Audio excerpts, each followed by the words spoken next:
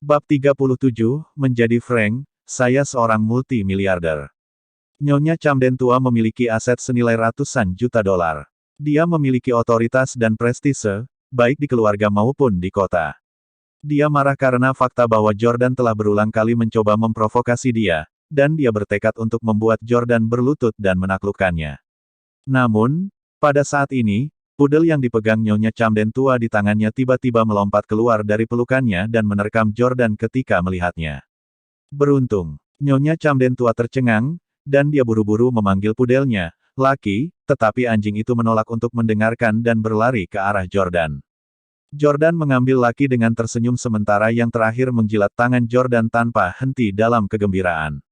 Selama 3 tahun terakhir, Jordan telah merawat Lucky dengan sangat baik karena dialah yang akan membersihkan kotorannya dan membawanya ke dokter hewan untuk disuntik setiap kali jatuh sakit. Jordan dapat dianggap sebagai orang yang paling dekat dengan Lucky di keluarga ini. Namun, pemandangan itu membuat Nyonya tua Camden merasa sangat malu. Anjing kesayangannya sebenarnya menolak untuk tinggal bersamanya dan malah berlari ke Jordan, yang tidak berguna di matanya. Melihat ini, Drew berkata dengan sinis, "Oh, memang benar anjing suka bergaul dengan anjing lain. Yah, kami tidak dapat membantu bahwa mereka berbagi bahasa yang sama." Petik 2. Hahaha. Ele, Salvatore, dan yang lainnya mulai tertawa satu demi satu. Sambil membelai Lucky, Jordan berkata, "Aku sudah tinggal bersama Camden selama 3 tahun, dan sekarang aku kembali hari ini, kalian semua mengejekku. Lucky adalah satu-satunya yang memperlakukanku sama seperti sebelumnya. Menurut pendapat saya, beberapa orang bahkan lebih buruk daripada anjing. Bajingan, beraninya kamu mengatakan itu tentang kami." Tanda tanya tanda seru petik 2. Benedictus membentak. Sylvie menyalak, "Tidak ada gunanya. Kamu menjadi semakin sulit diatur." Petik 2. Nyonya tua Camden juga sangat marah. Dia menggonggong, "Percayalah kamu memiliki pipi untuk mengatakan itu. Bahkan seekor anjing yang saya pelihara selama 3 tahun tahu untuk tidak menggigit saya dan mengibaskan ekornya untuk menyenangkan saya, tetapi bagaimana dengan Anda? Anda memukul cucu saya dan mencuri arloji saya. Kamu telah dibesarkan oleh Camdens dengan sia-sia." Petik 2. Jordan menegakkan punggungnya dan berseru, "Aku tidak mengambil arlojimu." Petik 2. Nyonya Camden tua mengeluarkan arloji Richard Mille dan berkata, "Lalu bagaimana arloji ini berakhir dengan Salvatore? Ini adalah jam tangan edisi terbatas global, dan masing-masing rekannya memiliki logo eksklusif. Tidak ada kesalahan." Salvatore berjalan menuju Jordan sambil tersenyum dan berkata, "Nak, kamu membawa arloji ini kepadaku dan meminta untuk menjualnya kepadaku. Anda bahkan mengatakan bahwa Anda akan menghabiskan uang yang saya berikan untuk tinggal 1 minggu di kamar presiden di Westlake Hotel. Jika Anda tidak mengambil $800.000 itu dari saya, dari mana Anda mendapatkan uang untuk menginap di hotel?" Petik 2. Salvatore dan Drew saling memandang sambil tersenyum. Mereka telah lama melatih dialog mereka satu sama lain. Mereka tahu bahwa Jordan tidak mencuri arloji itu, tetapi mereka yakin bahwa uang yang dihabiskan Jordan untuk menginap di hotel itu pasti diperoleh melalui cara-cara yang meragukan. Jordan berhenti sejenak dan menghela napas panjang. Mungkin, inilah saatnya untuk memberitahu mereka yang sebenarnya. Jordan berkata perlahan, "Awalnya aku bermaksud untuk bergaul dengan kalian sebagai orang biasa, tapi aku tidak berharap akhirnya mendengar komentar sarkastik ini dari kalian." Petik 2. Baiklah kalau begitu, aku akan berterus terang dengan kalian. Saya Presiden S Corporation. Saya seorang multi-miliarder. Apakah alasan ini cukup bagus? Tanda tanya tanda seru petik 2. Setelah mengatakan itu, tubuh Jordan gemetar karena betapa gelisahnya dia. Dia tahu bahwa kebenaran ini pasti akan menjadi pukulan besar bagi semua orang, terutama Hailey. Dia menantikan untuk melihat apakah Hailey akan menyesal mengkhianatinya setelah mengetahui identitas aslinya. Namun, hahaha, semua orang kecuali Nyonya tua Camden tertawa terbahak-bahak. Bahkan bawahan Salvatore, yang terlihat keras dan agresif, juga tertawa terbahak-bahak. Jordan tidak terganggu. Drew memegangi perutnya sambil tertawa. "Apakah kamu pikir kamu sedang berakting di film?" Hahaha, aku tidak bisa berhenti tertawa. Petik 2. Ele tertawa terbahak-bahak hingga tubuh bagian atasnya bergetar. "Jordan Stelle, mengapa kamu begitu suka berpura-pura kaya? Jika Anda adalah Presiden S Corporation, baik Hailey dan saya akan bersedia menikahi Anda dan bergiliran melayani Anda. Petik 2. Jordan bingung. Faktanya, apa yang dia katakan barusan adalah kalimat klasik dari film terkenal. Namun, Jordan jarang menonton film, jadi dia tidak menyadarinya. Salvatore tertawa dan menepuk bahu Jordan sebelum berkata, "Temanku, berhentilah berpura-pura. Kita semua tahu di mana Anda berdiri. Patuhi saja, berlutut dan bersujud pada Nyonya Tua Camden dan Drew. Yakinlah, selama Anda meminta maaf, mereka tidak akan mengirim Anda ke penjara." Petik 2. Salvatore bersedia membuat akun palsu karena dia tahu Nyonya Tua Camden tidak berniat menyerahkan Jordan ke polisi. Oleh karena itu, dia tidak akan dihukum oleh hukum. Pada saat ini, Hailey juga ikut campur.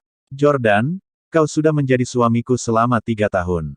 Karena apa yang kita miliki di masa lalu, Camdens tidak akan mengirimmu ke penjara. Anda mungkin telah menghabiskan ratusan ribu tetapi jangan khawatir, Anda dapat meluangkan waktu Anda untuk membayar kami di masa depan. Yang harus Anda lakukan sekarang adalah berlutut dan mengakui kesalahan Anda, lalu kami akan melepaskan Anda." Petik 2. Jordan bingung dengan reaksi Hailey karena dia tinggal di tempat parkir untuk mengutuk hatinya untuk waktu yang lama setelah dia ditampar oleh Victoria. Oleh karena itu, dia berpikir bahwa dia seharusnya memarahinya dengan agresif. Mengapa dia menjadi begitu lembut? Jordan tetap teguh pada pendiriannya dan berseru, "Jika saya tidak melakukan kesalahan, saya tidak akan berlutut. Bahkan jika saya melakukan sesuatu yang salah, Anda Camdens tidak layak saya berlutut." Nyonya Camden tua menamparkan meja dengan marah. Sylvie berkata, panggil polisi, kirim barang tidak berguna ini ke penjara dan biarkan dia menjalani hukuman penjara selama beberapa dekade." Petik 2. Ketika dia mendengar mereka menyebut-nyebut polisi, Salvatore merasa sedikit takut. Lagi pula, dia telah membuat kesaksian palsu. Salvatore tahu bahwa Nyonya Tua Camden hanya ingin Jordan berlutut, dan tidak masalah apakah dia bersungguh-sungguh atau tidak. Oleh karena itu, Salvatore berkata dengan ekspresi ganas, "Kamu harus berlutut bahkan jika kamu tidak mau hari ini. Teman-teman, tekan dia dan buat dia berlutut." Petik 2. Pada saat ini, 2 gangster yang berdiri di pintu berjalan mendekat, dan masing-masing meraih salah satu lengan Jordan. Berlutut. Jordan sama sekali tidak peduli dengan 2 orang yang mencengkram lengannya. Sebaliknya, dia menatap Camdens dan berkata, "Aku berkata, kalian tidak layak." Dalam sekejap, Jordan menendang selangkangan gangster di belakangnya dan melepaskan diri dari genggamannya. Jordan kemudian menggunakan lengan kirinya untuk mengalahkan mereka. Salvatore berseru kaget, "Anda memang memiliki apa yang diperlukan. Kawan, bawa dia bersama." Petik 2. 8 orang yang tersisa menerkam ke Yordania bersama-sama. "Pakan, pakan." Laki melindungi Jordan dan meneriaki mereka. Ele buru-buru membawa Laki pergi. Untuk pertama kalinya, Laki tidak mau berada di pelukannya dan malah menggonggong tanpa henti. Nyonya Tua Camden menyalak, "Jordan Stele, aku akan memberimu kesempatan lagi. Ambil inisiatif untuk berlutut dan mengakui kesalahan Anda jika Anda tidak ingin menderita sakit fisik." Menatap 8 petarung profesional di depannya, Jordan mencibir, "Aku akan mengulanginya sendiri. Kamu tidak layak." Bab 38, Pertunangan Jordan dengan Ele Camden. Meski kalah jumlah dan menghadapi 8 orang sendirian, Jordan tidak panik sedikit pun. Itu bukan karena dia percaya diri secara membabi buta tetapi sebaliknya, dia sangat menyadari kesenjangan antara profesional dan amatir. Dibandingkan dengan orang biasa, mereka bisa dianggap profesional. Namun, dibandingkan dengan mereka yang telah mengalami pertumpahan darah selama bertahun-tahun dan berhubungan dekat dengan mayat untuk waktu yang lama, mereka seperti pemula. Jordan telah berlatih seni bela diri sejak dia masih kecil, dan dia sangat kuat dan mahir dalam hal itu. Namun, apa yang benar-benar membuatnya tangguh adalah kenyataan bahwa dia memiliki pengalaman medan perang selama 1 tahun. 4 tahun lalu, setahun sebelum dia menjadi menantu laki-laki Camdens, keluarganya telah mengatur agar dia tinggal di Suriah selama setahun. Meskipun 8 orang di depannya sering berkelahi, pukulan mereka tidak mematikan. Para bajingan bertato itu adalah pecandu alkohol yang sering mengunjungi klub setiap malam. Mereka makan dan minum dengan baik setiap hari, menikmati kehidupan yang bebas dan mewah. Musuh yang ditemui Jordan di medan perang sama sekali tidak memiliki hiburan dalam hidup mereka. Bahkan, mereka berjuang untuk tetap hidup, tetapi mata mereka penuh dengan niat membunuh. Mereka yang bertarung dengan mereka akan mati di tempat selama mereka membuat kesalahan sekecil apapun. Jordan berhasil bertahan hidup di lingkungan seperti itu selama 1 tahun penuh. Bang! Bang! Bang! Jordan meninju mereka masing-masing dengan cepat, menyebabkan mereka langsung jatuh ke tanah. 5 orang yang tersisa juga tidak bodoh. 2 dari mereka berlari menuju Jordan dari arah yang berbeda tetapi kemudian dikirim terbang oleh tendangan Jordan. Namun, pada saat ini, orang lain menerkam Jordan ketika dia tidak menjaga kewaspadaannya. Pada saat yang sama, 2 pria terakhir yang tersisa masing-masing meraih salah satu lengan Jordan. Salvatore berkata dengan senyum puas, "Aku akhirnya menangkapmu."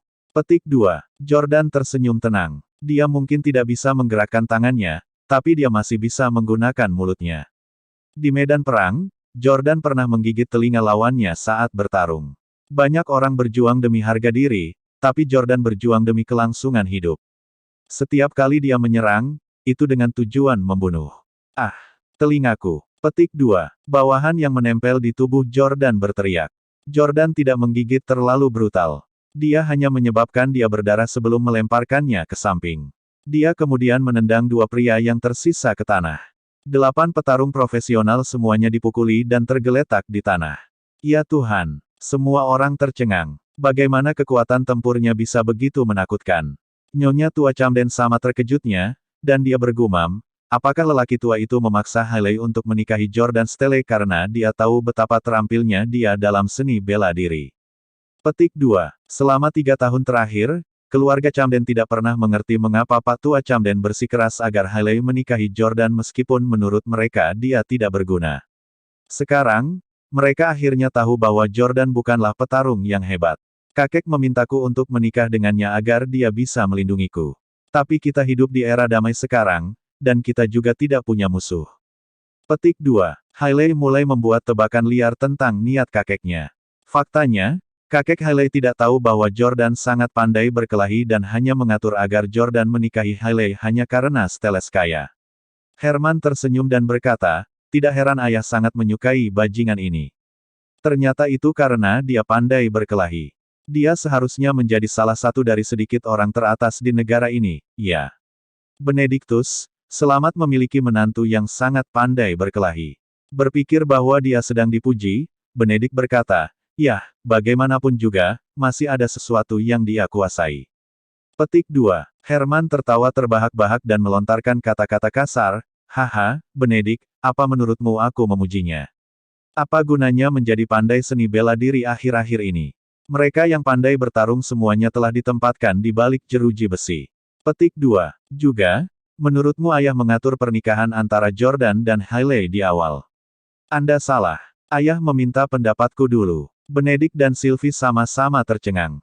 Herman, apa yang kamu katakan? Herman membungkuk dengan dingin dan berkata, sebelum ayah mengatur agar Jordan dan Hailey menikah, dia pertama kali memberitahu saya tentang seorang bujangan yang sangat memenuhi syarat yang bisa menikahi Elle, jadi dia bertanya apakah saya bersedia mengizinkan Elle menikah lebih cepat dari yang diharapkan. Petik 2. Saat itu, Elle baru berusia 17 tahun. Tapi aku tahu bahwa ayah selalu menyayangiku, jadi dia tidak akan membuat permintaan yang tidak masuk akal tanpa alasan. Oleh karena itu, saya bertanya kepadanya siapa pria itu. Setelah saya mengetahui bahwa itu adalah Jordan Stele, udik desa itu, saya menolaknya dengan alasan bahwa Elle terlalu muda. Jadi, dia mengatur agar Hailey menikah dengannya. Drew tertawa dan berkata, jadi, Hailey mengambil pria yang tidak diinginkan kakakku. Elle memandang Jordan dan berkata dengan ekspresi jijik. Ah, kakek benar-benar tua dan kacau. Dia sebenarnya pernah berpikir untuk mengizinkanku menikahi Jordan Stele. Dia hanya pandai berkelahi. Saya tidak suka pria yang kejam seperti itu. Untungnya, saya masih terlalu muda, dan saya berhasil lolos dari bencana, hehehe. Setelah mendengar kata-kata itu, Jordan langsung kaget. Dia tidak berharap itu menjadi cerita di balik pernikahan mereka. Saat itu, Steles membuat Jordan menjadi menantu hidup Camdens, yang merupakan bantuan besar bagi Camdens. Tuan Camden Senior adalah satu-satunya orang yang mengetahui identitas asli Jordan. Seperti istrinya, dia bias terhadap putra sulungnya, Herman, dan karenanya dia ingin Herman memiliki menantu yang luar biasa, Jordan. Sayangnya, Herman menolak. Pada saat ini, Jordan dan Hailey saling memandang, dan mereka tidak bisa tidak mengingat waktu ketika mereka pertama kali bertemu 3 tahun lalu. Saat itu, Jordan baru saja kembali dari medan perang. Setelah terbiasa menghadapi pertumpahan darah dan mayat selama setahun, dia merindukan kehangatan dan cinta keluarga. Selain itu, Hailey masih mahasiswa pada waktu itu, jadi dia jauh lebih berpikiran sederhana dan lembut, jauh dari orang yang tidak masuk akal seperti dia sekarang. Dia jelas tidak akan melakukan perzinahan. Karenanya, Jordan jatuh cinta pada Hailey di tahun pertama pernikahan mereka. Jordan tidak ingin memikirkan masa lalu lebih jauh. Setelah mengalahkan 10 bawahan, sudah waktunya untuk berurusan dengan Salvatore. Kamu, apa yang kamu lakukan? Salvatore sangat ketakutan sehingga dia mundur terus-menerus. Namun, Jordan meraih tangan Salvatore dan melumpuhkan salah satu jarinya di tempat secepat yang dia bisa. Ah! Salvatore menjerit kesakitan. Katakan padaku, mengapa kamu menuduhku mencuri? Siapa yang menyuruhmu melakukannya? Jordan bertanya dengan nada mengancam. Salvatore memang layak menjadi pemimpin geng. Meskipun dia pandai berkelahi, dia juga pria sejati. Menjadi gangster, aku sudah lama bersiap untuk mati kapan saja. Jika kamu punya nyali, bunuh aku. Tapi saya harus mengingatkan Anda bahwa Tuan Pablo adalah orang yang melatih saya. Anda dapat bertanya-tanya untuk mencari tahu tentang kekuatan dan kekuatannya di kota-kota terdekat. Kamu pasti akan menyesal jika melawanku. Drew mulai sedikit panik, takut Salvatore akan mengeksposnya. Jordan Stelle, berhenti. Apa kamu mencoba membunuh seseorang di rumah nenek? Jordan melepaskan Salvatore dan menendangnya ke samping. Saya ulangi, saya tidak mencuri dari Anda. Jika Anda memiliki bukti nyata, tentu saja, laporkan saya ke polisi. Jangan katakan bahwa Anda tidak memanggil polisi demi saya dan bahwa Anda tidak tega membiarkan saya masuk penjara. Tolong. Setelah mengatakan itu, Jordan berbalik dan pergi. Pakan, laki. Anjing pudel itu melompat dari pelukan Elle dan menggigit ujung celana Jordan, menolak untuk melepaskannya. Jordan mengambil Lucky dan meletakkannya kembali ke dalam pelukan Elle. Sambil membelai kepalanya, dia berkata, di mataku,